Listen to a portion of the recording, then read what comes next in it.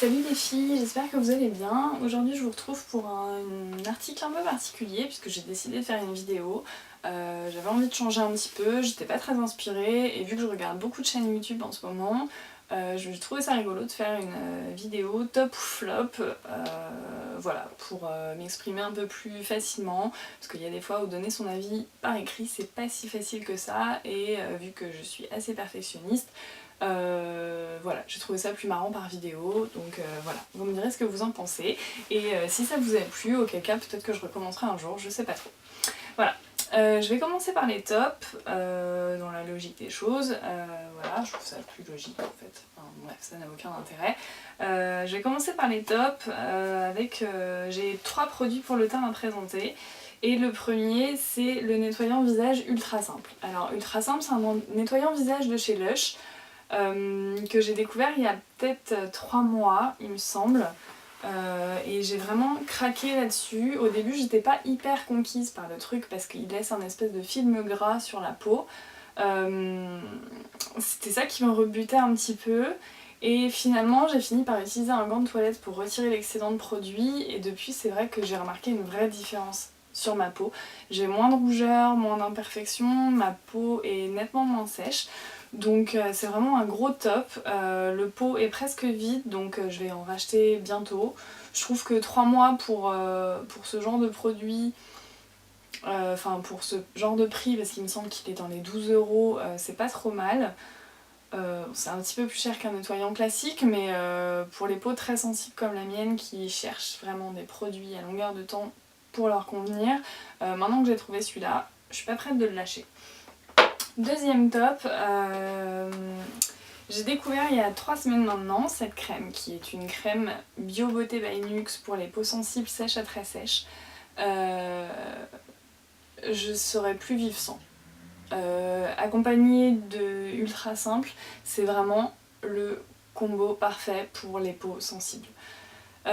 C'est pareil, j'ai les pores moins dilatés, j'ai la peau moins sèche, j'en mets matin et soir, crème de jour, crème de nuit, enfin crème de nuit j'ai un autre truc pour l'accompagner, mais bref, je la mets matin et soir et j'ai constaté une réelle différence.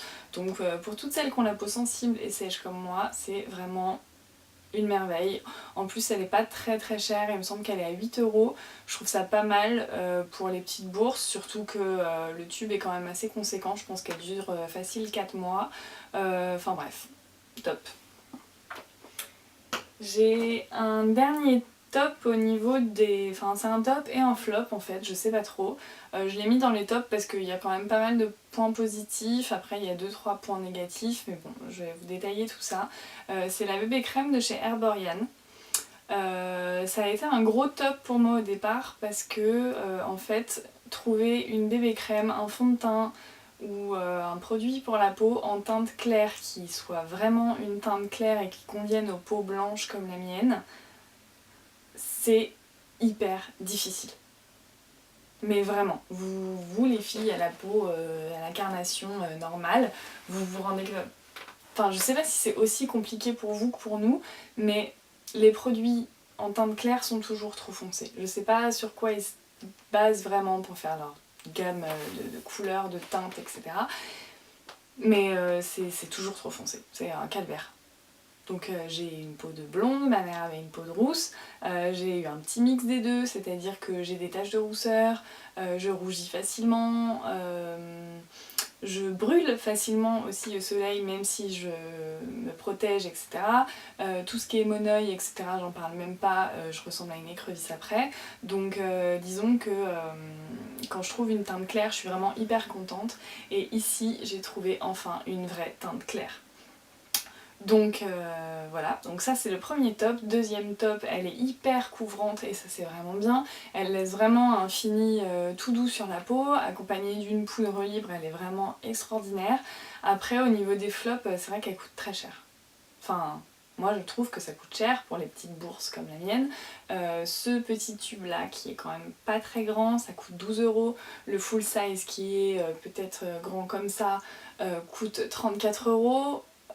Concrètement, moi je trouve ça un peu abusé, surtout que j'ai lu sur internet que au niveau des composants, c'était pas une grosse merveille, enfin c'était pas hyper naturel, hyper bon pour la peau, etc.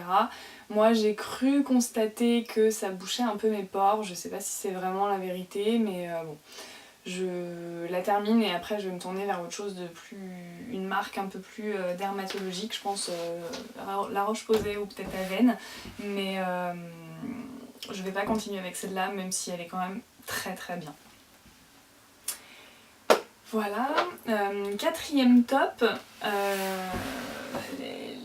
l'automne dernier je cherchais absolument, je viens de fermer les yeux pendant 3 minutes, ça va être absolument génial, je cherchais absolument un vernis à ongles vert émeraude. J'ai mis peut-être un mois avant de le trouver et je l'ai trouvé chez Mavala. Alors, Mavala c'était des vernis à ongles que je n'achetais pas. Je les boudais un peu parce que c'était les produits qu'on trouvait en pharmacie et je sais pas pourquoi, peut-être que ça a été le côté pharmacie qui me rebutait un peu mais j'en achetais pas. Et en allant au Monoprix à côté de chez moi, j'ai vu qu'ils avaient une gamme de teintes absolument folle. Il y a différents rouges, différents bordeaux, différents roses, différents nudes, enfin il y a vraiment toutes les gammes de couleurs. Et moi qui suis, quand j'ai une couleur dans la tête, il faut que ça soit celle-là. Si elle est un sous-ton en dessous ou un sous-ton au-dessus, j'achète pas parce que ça me plaît pas. Oui, je suis chiante. J'ai enfin trouvé la couleur merveilleuse chez Mavala, qui est donc un vert émeraude un peu nacré et qui est assez génial. Je vous ferai une photo close-up dans le bas de l'article si je n'oublie pas, faut que je me le rende dans la tête. Mais c'est assez génial, donc au niveau des gammes de couleurs, au niveau du prix aussi, parce qu'ils sont quand même nettement moins chers que des vernis genre OPI ou Essie. Cela coûte moins de 5 € en pharmacie ou même chez Monoprix, chez Marionneau. Enfin bon, c'est assez top et en plus de ça, ils sont quand même pas trop mauvais pour les ongles. Ça reste un vernis à ongles, hein, faut pas se leurrer. Mais bon, là je suis vraiment hyper contente, maintenant j'achète plus que ça parce que c'est pas trop cher et puis je suis sûre de trouver la teinte que je veux, donc voilà, ça c'est vraiment gros top. Mon dernier top, parce que pour la première vidéo j'ai fait une petite vidéo quand même, j'essaie de pas faire un truc trop long. Mon dernier top c'est un peu particulier parce que la semaine dernière, je me baladais au hall avec ma copine Ophélie. D'ailleurs je te fais un gros bisou parce que je sais que tu vas regarder cette vidéo. Pardon, c'était la minute copine. Je me baladais au hall et je suis tombée sur ces merveilles. Alors, j'avais acheté une paire de slip-on comme ça chez Pinky il y a 2 ou 3 semaines, effet python, etc. Elles sont vraiment hyper belles, le python est pas dégueulasse, enfin l'effet python est pas trop mal reproduit. Mais le problème c'est que c'est du plastique à l'intérieur et qu'au bout de un quart d'heure de chaussures portées, je sais pas comment dire autrement, ça gratte, ça pique, ça brûle, c'est horrible quoi. Enfin, avec des chaussettes à l'intérieur peut-être que ça passe, mais pieds nus en tout cas enfin, excusez-moi du terme, mais c'est des chaussures à pied des pieds quoi. Puer des pieds. C'est horrible. Enfin, du coup, enfin, bon. Je les porterai sûrement, mais quand j'aurai des petites journées, parce que sinon c'est difficile. Celles-ci sont différentes, elles coûtent moins de 20 € aussi, j'espère que vous les voyez en entier. Elles coûtent moins de 20 € aussi, sauf que l'intérieur c'est de la toile, donc du coup elles sont hyper confortables. J'avais pas envie de m'acheter des Vans parce que je me suis dit que ce genre de chaussures c'était peut-être une passade, que du coup payer 65 € pour une paire de chaussures qui me plaira peut-être qu'un ou 2 mois voire 3, c'était peut-être une grosse connerie, donc je suis hyper contente d'en avoir trouvé à moins de 20 €. Le seul truc c'est qu'elle taille petit, moi je fais du 39 et j'ai acheté du 38, donc voilà. Mais sinon je suis hyper contente de ces petites chaussures qui sont vraiment top, avec un jean, avec une jupe, avec un short, avec tout ce qu'on veut. Elles sont hyper mignonnes, l'imprimé Panthère est pas horrible comme on peut trouver. Enfin bref. Si vous voulez savoir où je les ai trouvées, je vous conseille d'aller voir mon article précédent. C'est un article de Look parce que la marque, je sais pas comment on la prononce et j'ai pas envie de faire de conneries. Donc voilà, et puis en plus comme ça, peut-être que vous découvrirez un article qui vous plaira si vous l'avez pas déjà vu. Pas bête. Bref. Je vais passer au flop en espérant que cette vidéo ne s'arrêtera pas tout de suite vu que ça me l'a déjà fait 2 fois précédemment. Je vais aller assez rapidement du coup en espérant que ça tienne jusqu'au bout cette fois-ci. J'ai 2 flops de chez Lush à vous présenter. J'ai été très déçue de ces produits. Pourtant vous savez que je suis assez addict à leur gamme de produits. Le premier produit c'est la gelée de douche. C'est pas l'odeur qui m'a déplu, ça lave bien, etc. Ça sent hyper bon comme d'habitude. Ce qui m'a déplu, c'est que, enfin je l'avais acheté parce que je trouvais ça hyper fun, c'est tout mou. C'est vraiment comme de la jelly quoi, c'est vraiment hyper drôle à utiliser, c'est hyper fun et tout. Du coup j'en avais pris une pour moi et une pour mon copain. Le seul truc c'est que c'est une horreur à utiliser sous la douche. Enfin c'est un calvaire. En fait il faut prendre la gelée dans la main et la frotter sur son corps, sauf que c'est de la gelée et que ça glisse.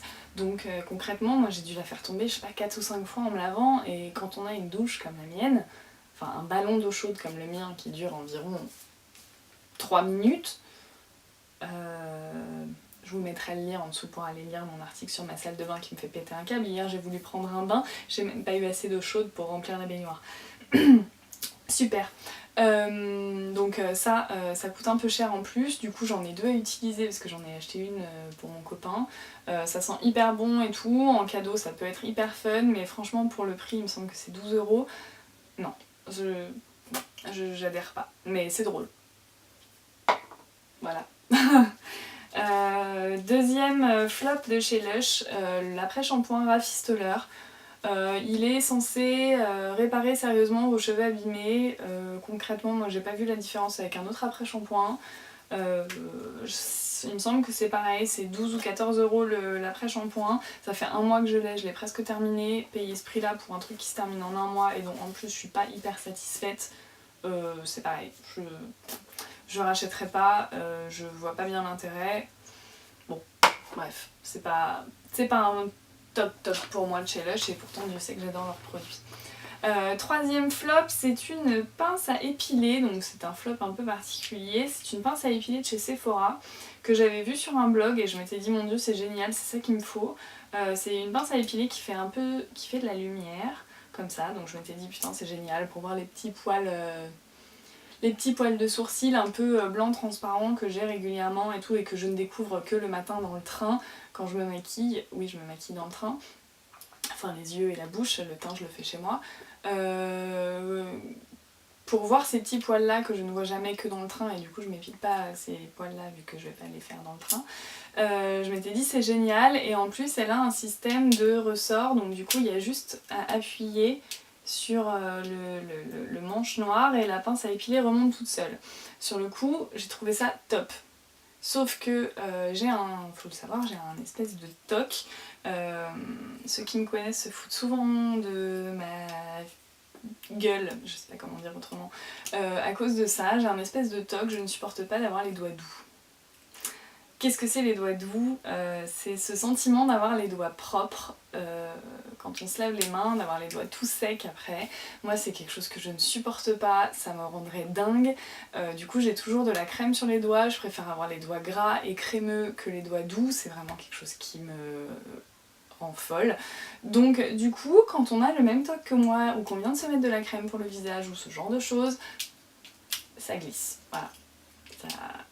On ne peut pas la tenir, ça glisse dans tous les sens, c'est un calvaire. Donc du coup j'ai dépensé, il me semble 14 € pour rien, vu que je ne m'en sers pas. Mon mec s'est foutu de ma gueule, il a eu raison. Bref, dernier flop, j'avais envie pour le printemps et la fin de l'hiver d'un rouge à lèvres prune que je porte actuellement. Je suis allée chez Marionneau, n'ayant pas trouvé ce que je voulais chez Sephora. Et j'ai trouvé ce rouge à lèvres chez Estée Lauder, je connaissais pas du tout leurs produits. J'avais trouvé pratiquement la même teinte chez Yves Saint Laurent, mais il y avait je crois 5 ou 6 € de différence et le Estée Lauder était moins cher, donc je connaissais Yves Saint Laurent, pas Estée Lauder. Du coup j'ai voulu tester, je suis hyper déçue parce qu'il file super rapidement. Au bout de 2 heures, il y a du rouge à lèvres du coup prune dans tous les petits plis autour de la bouche. Il faudrait acheter un crayon, sauf que concrètement j'ai pas envie parce que pour retrouver exactement la même teinte, merci. Un crayon Estée Lauder ça doit coûter la peau du cul comme le rouge à lèvres qui coûte quand même 26-27 euros. Ça file hyper rapidement et du coup quand on veut en avoir toute la journée, comme moi qui aime bien en remettre après manger, etc., c'est pas possible sans faire des retouches avec un coton-tige, etc. C'est chiant. Donc du coup je suis hyper déçue, je vais continuer à le mettre, mais concrètement depuis que j'ai découvert qu'il filait, j'ai un peu moins envie de le mettre parce que je sais que je passais la journée à vérifier si ça n'a pas filé dans tous les sens. Donc voilà.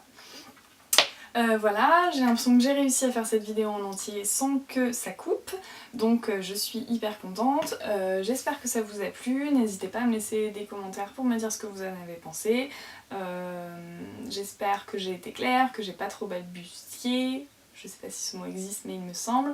On se retrouve mercredi pour une recette qui est déjà prête et qui est juste délicieuse, j'espère qu'elle vous plaira. Et n'hésitez pas à me laisser vos avis sur ce que je viens de faire parce que c'est une grande première pour moi et j'espère que ça vous a plu. Voilà, je vous embrasse!